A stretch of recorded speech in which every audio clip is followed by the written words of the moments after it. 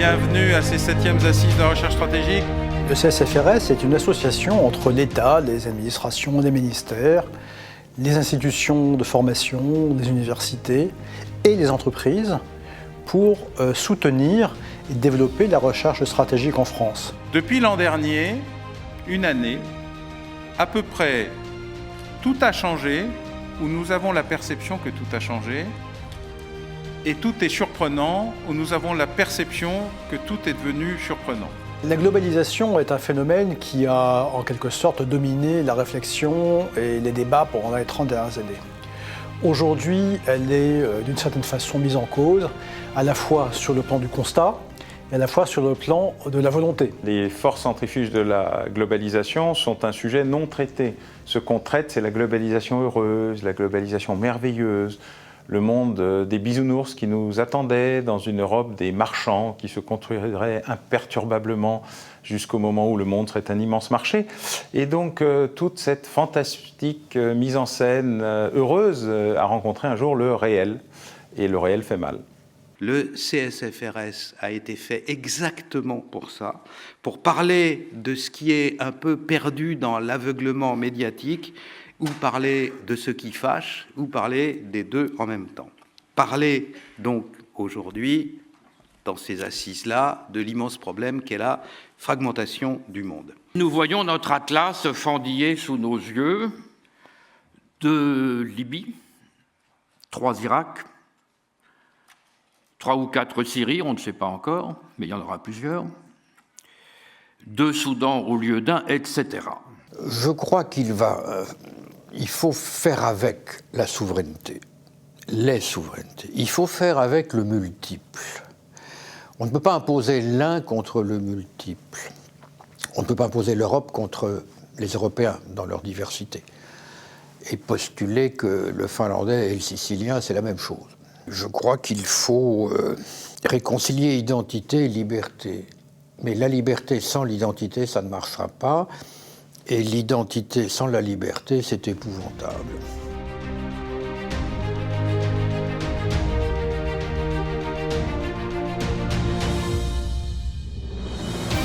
Je crois qu'il y a un problème structurel des Européens sur la capacité de penser leur finitude, de penser une frontière, de penser une délimitation entre nous et eux. Et ceci renvoie, me semble-t-il, à la crise du projet européen.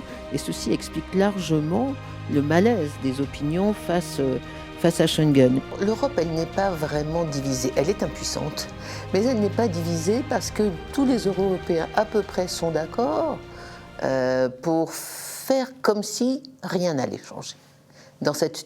Sont d'accord dans une politique du déni à l'égard des changements du monde. Et je crois que ce qu'il faudrait faire en revanche pour les Européens, ce serait de cumuler une vigilance stratégique et une vigilance démocratique. Sur le Brexit, il y a une idée fausse en France que j'ai entendue plusieurs fois dans les débats auxquels j'ai participé, qui était l'idée que ce serait une bonne chose pour l'Europe que le Royaume-Uni sorte de l'Union européenne, parce que c'était le Royaume-Uni qui, jusqu'à présent, nous empêchait d'aller plus loin dans la voie de l'intégration. Et que donc, en quelque sorte, il suffirait que le Royaume-Uni sorte pour que tous les problèmes de l'Union soient réglés. C'est une idée fausse, bien sûr, puisque le Royaume-Uni n'est qu'un des nombreux problèmes que rencontre l'Union européenne. On pourrait d'ailleurs dire qu'elle n'a pas été, loin de là, qu'un problème, mais a aussi apporté des solutions pendant les 40 et quelques années où elle a été membre de l'Union européenne. Et donc, c'est pour moi une idée fausse de réduire les problèmes actuels de l'Union européenne à ce pays. Si on prend le cas de la Syrie, moi je trouve qu'il y a une image très orientalisante de ces sociétés. Parce que si on prend le cas de la Syrie, il est vrai qu'on assiste à une grande brutalité, une grande violence, mais dans le même temps, la décomposition entraîne de manière immédiate et processuelle des phénomènes de recomposition qu'on voit très bien dans les villes, dans les régions, la recomposition des communautés. L'État islamique lui-même est une forme de recomposition partant de la décomposition. On parle encore une fois beaucoup de sunnites, chiites, mais ces composantes sont elles-mêmes très divisées. Le prisme confessionnel ne suffit pas à expliquer les engagements militants sur le terrain, ne suffit pas à expliquer les dynamiques de la violence. En parlant de fragmentation et puis de géopolitique, j'ai vu le mot de globalisation.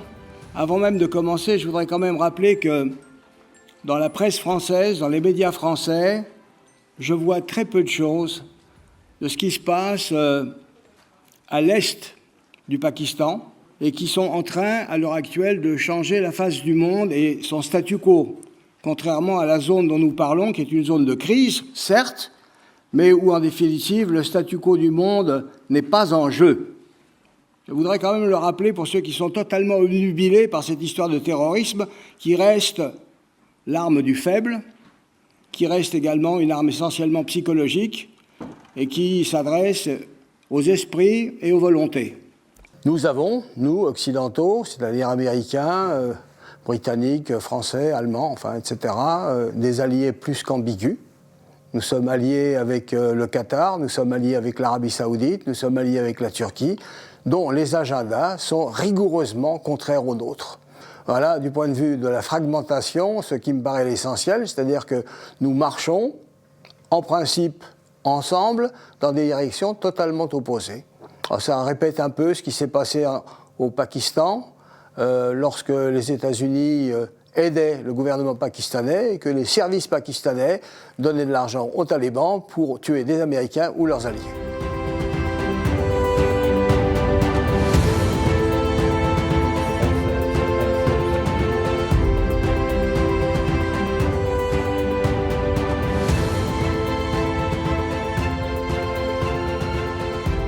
Pour moi, l'élément fondateur de cette profonde déstabilisation globale dans laquelle nous sommes rentrés, c'est la crise économique et financière de 2008.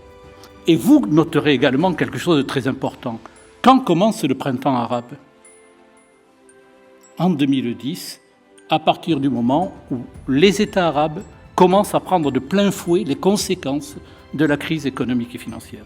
Ce n'est pas pour rien que la révolution commence à Sidi Bouzid, en Tunisie, chez les plus pauvres des plus pauvres, les plus déshérités des déshérités. Il est très intéressant de noter, ou très dramatique de constater, que les chancelleries, les gouvernements continuent de fonctionner comme avant.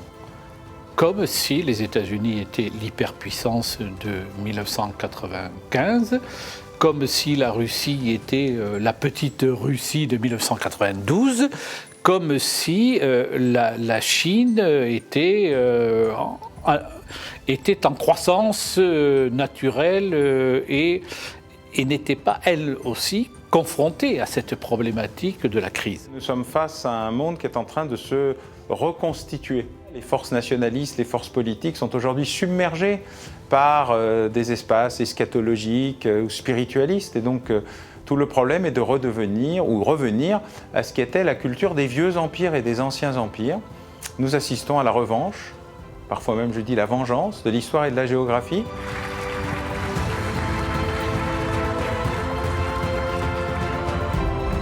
J'ai accepté de participer à cet événement parce que je trouvais qu'il posait une question fondamentale. Je me suis exprimée pour ma part sur le Moyen-Orient, mais je crois qu'il était question de s'interroger de manière plus large sur l'état du monde finalement.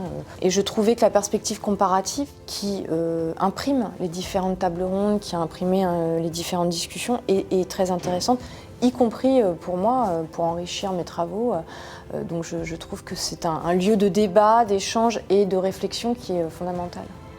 Je pense que la vérité, elle sort du débat, elle sort de la dialectique. La vérité est éminemment dialectique. Et ce débat, cette dialectique, je la trouve au CSFRS.